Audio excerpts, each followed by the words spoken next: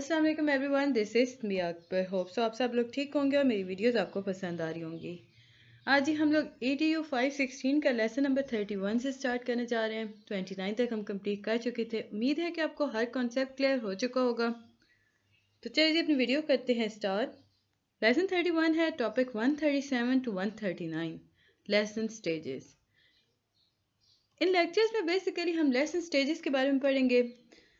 तो जैसे ही हम बात करते हैं लेसन स्टेजेस, तो सबसे पहले हमारे दिमाग में जो फर्स्ट स्टेज आती है वो है प्लानिंग। किसी भी लेसन को पढ़ाने के लिए प्लानिंग ज़रूरी होता है, लेकिन इस प्लानिंग से भी पहले अब वार्मर जो होता है इसे हम स्टार्टर भी कहते हैं। अब स्टार्टर फॉर एग्जांपल अगर मैं कहूँ कि आप किसी होटल में गए हो, अब खाना चाहते हो कोई चीज़ भी, तो सबसे पहले आपके सामने जो प्रेजेंट किया जाएगा वो होगा स्टार्टर। अब स्टार्टर वो बहुत अपीलिंग होता है। कभी कभार ऐसा होता है कि बच्चे या बड़े जो भी स्टार्टर को खा लेते हैं वो इतना ज़्यादा खा लेते हैं कि उन्हें बाद में लंच या डिनर की ज़रूरत नहीं रहती। तो इसी तरह लेसन को लेके चले तो सबसे पहले जो वार्मर या स्टार्टर होता है वो कुछ भी हो सकता है। टीचर जो है वो कुछ भी सोच सकती है कि एक गेम अगर बच्चे को खिला दे तो बच्चा एनर्जेटिक हो जाएगा, यानी स्टार्टर की वजह से, वार्मर की वजह से वो एनर्जेटिक हो जाएगा। कोई एक्शन हो सकता है। प्राइमरी स्कूल के अंदर अगर हम देखें तो टीचर मुख्तलिफ एक्सरसाइजेस करवा रही होती हैं। कभी कभार टीचर कहती है स्टूडेंट्स को कि आप क्लैप करो। अब वो क्लैप करने का अंदाज जिसके अंदर टीचर खुद भी क्लैप कर रही होती है, कभी कभार एक स्टार्टर के तौर पर काम करता है।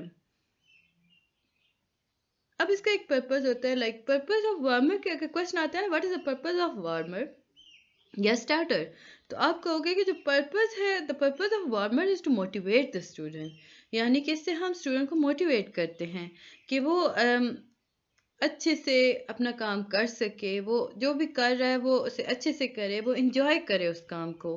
तो इसका प्रॉपर आंसर आपके पास आएगा अगर क्वेश्चन आता है कि what is the purpose of warmer. तो the purpose of warmer is to motivate the student that we are going to do something very nice today. Teacher जब वार्मर करती है, स्टार्टर प्रोवाइड कर रही होती है, तो बताती है बच्चे को कि उसे मोटिवेट कर रही होती है, उसे बता रही होती है कि आज हम ये सब करेंगे और आपको कितने अच्छे से इससे परफॉर्म करना है। देखिए जी, आपको इसमें एंजॉय भी बहुत कुछ करने को मिलेगा। लेसन नंबर 32 टॉपिक 140 टू 142 है आपके पास आ जाता है। इसमें हम एक्टिविटीज़ के बारे में बात करते हैं, वो एक्टिविटीज़ जो टीचर्स करवा रही होती हैं। तो सबसे पहले आपके पास आता है फन लर्निंग।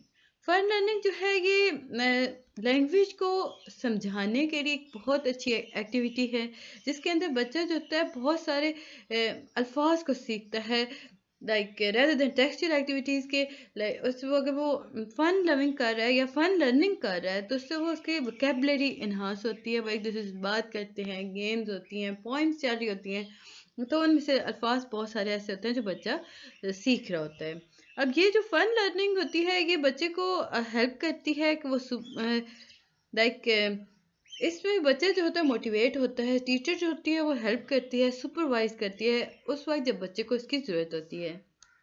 बिकॉज ये वो टाइम होता है जब ब्रेन जो होता है वो वर्क कर रहा होता है और उसे किसी चीज़ की ज़रूरत होती है। वो अगर उसको फुलफिल ना कर सके, वो अपनी नीड को अगर वो फुलफिल ना कर सके तो उसमें वो तशनगी रह जाती है, वो अल्फाज उसके अंदर वो सीख नहीं सकता। अगर टीचर इनकरेज करेगी स्टूडेंट्स को कि वो टास्क करे तो वो आसानी से वो टास्क कंप्लीट कर सकते हैं with the help of teacher. Second आपके पास आता है रिसोर्सेज जो होती है वो क्लासरूम प्रैक्टिस के अंदर यूज़ हो रही होती हैं। अब क्लासरूम प्रैक्टिस जो होती है वो हमेशा इनकम्प्लीट होती है विदाउट यूजिंग रिसोर्सेज। अब ये जो रिसोर्सेज होती है ये text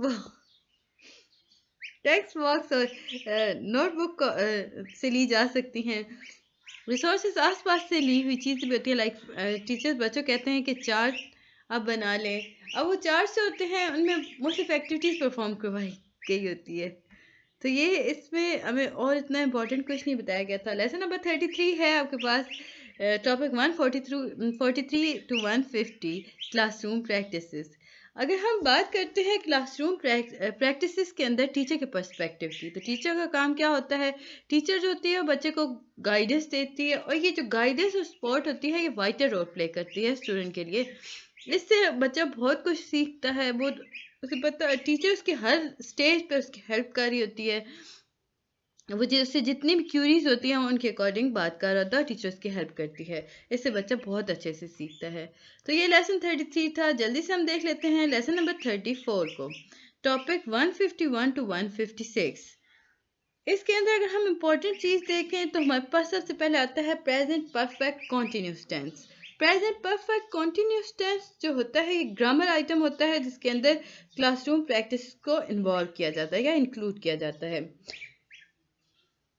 present perfect continuous tense के अंदर अगर हम स्टूडेंट्स की बात करें तो उन्हें स्पीकिंग स्किल्स के अंदर ये काफ़ी उनका हेल्पकार होता है। सो काफ़ी ज़रूरी है कि बच्चे को बताया जाए प्रेजेंट परफेक्ट कॉन्टिन्यूस टेंस क्या है, उसे उस पर किस तरह अबूर हासिल करना है। अब जब स्टूडेंट्स को हम देखते हैं, उनके मुख्तलिफ एक्शंस देख लेते हैं, जब वो उन एक्शंस के रिकॉर्डिंग या रिगार्डिंग बात कर रहे होते हैं ना, तो हम वो देखते हैं कि उसमें जो कभी कभार ऐसा होता है कि मुख्तलिफ टाइम्स यूज़ हो रहा होता है लेकिन बच्चे का सेंटेंस गलत हो रहा होता है। अब बच्चे को समझाना ज़रूरी हो जाता है कि प्रेजेंट परफेक्ट कॉन्टिन्यूस टेंस है क्या और आपको किस तरह अपने अल्फाज में से यूज़ करना है, अपने सेंटेंस में यूज़ करना है। फॉर एग्जाम्पल, अगर हम बात करते हैं कि एक सेंटेंस है आपके पास कि they started this action a month ago but it is still continuing until now. Maybe they started an action and the action continue up till now. It is very clear from its definition. हमें एक sentence दिया गया था कि उसने एक काम start किया, वो काम अभी तक जारी है। अब इस सेंटेंस के अंदर हमें पता चल गया कि जारी होना है, यानी कॉन्टिन्यूस है वो टेंस। इसके बाद इसमें इम्पोर्टेंट आपके लिए जो था,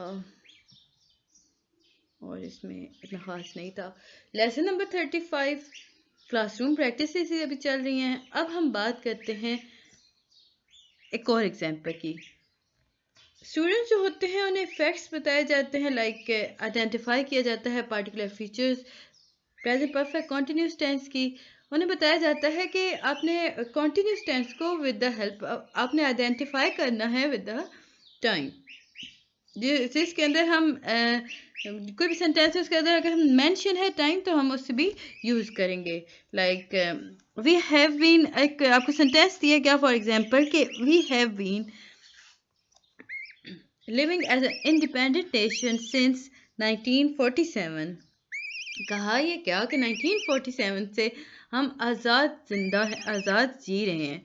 तो हमें यहाँ आके पता चला कि एक स्पेसिफिक ईयर हमें बता दिया गया, दैट इज़ 1947, जिसके वजह से इससे हमें पता चला कि तब से लेकर अब तक यानी ये कॉन्टीन्यूस वर्क चल रहा है और इंशाल्लाह ताला हमेशा रहेगा।